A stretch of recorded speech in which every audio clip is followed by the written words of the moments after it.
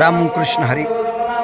या ठिकाणी आपण पाहत आहात अभंग ज्योती विकास दरवडे या यूट्यूब चॅनलद्वारे श्री क्षेत्र मढी येथील पाद्यपूजा।